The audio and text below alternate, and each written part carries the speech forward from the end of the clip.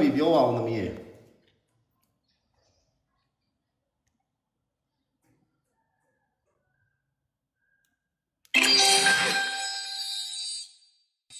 သမီးကျေးဇူးတင်ပါတယ်ကျော်စင်ဦးရဲ့ကျေးဇူးတင်ပါတယ်နော်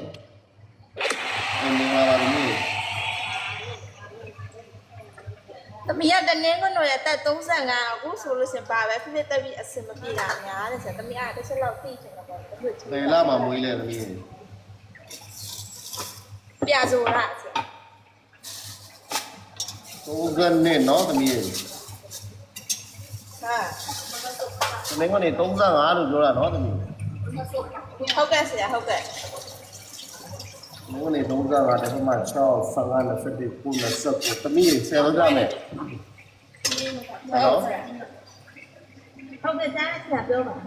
သမီးဒီလိုဖြစ်နေတာသမီး12လပိုင်းအကုန်လေးကဖြစ်နေတာသမီး12လပိုင်း1လပိုင်း2လပိုင်း3လရှိနေပြီ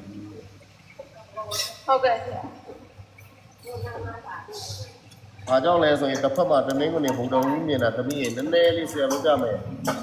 သိလေပြီးတော့သမီးခြားသမျှအကုန်ပုံနေတဲ့အချိန်လို့ပြောလို့ရတယ်သိလားသမီးနော်မှန်တယ်ဆရာတပည့်တော့ဘာလို့ဖြစ်နေသမီးဘက်ကတအားဆူနေတယ်သမီးရေသမီးဘက်ကဈေးတဲ့ဆိုတော့ဆရာဈေးအလုံးလုံးရင်းနဲ့ပြောနေပြီအေးသမီးအတန်သိမကြားရအောင်အားရအော်ဟုတ်ကဲ့ဆရာ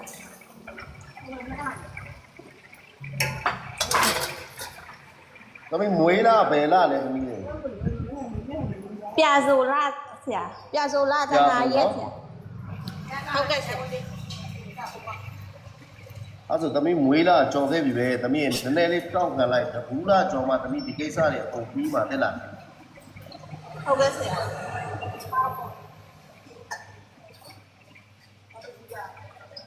ဒီကြားထဲနည်းနည်းလေးတောက်ခံလိုက်သမီးရေဟုတ်ကဲ့ဆရာ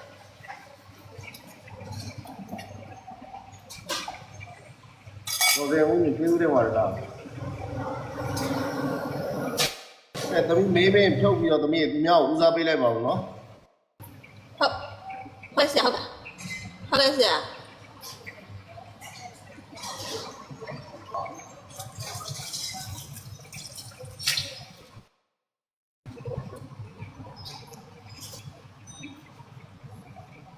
စုအကောင့်ပိုင်ရှင်မင်္ဂလာပါ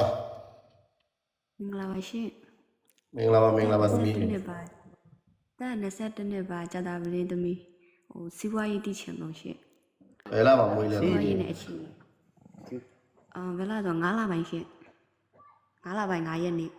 ဒီ9လပိုင်းမှာ21ပြည့်မှာလားဟုတ်ကဲ့ဒီ9လပိုင်းမှာ21ပြည့်မှာကြာလာပြီသမီးနော်ဟုတ်ကဲ့ရှင်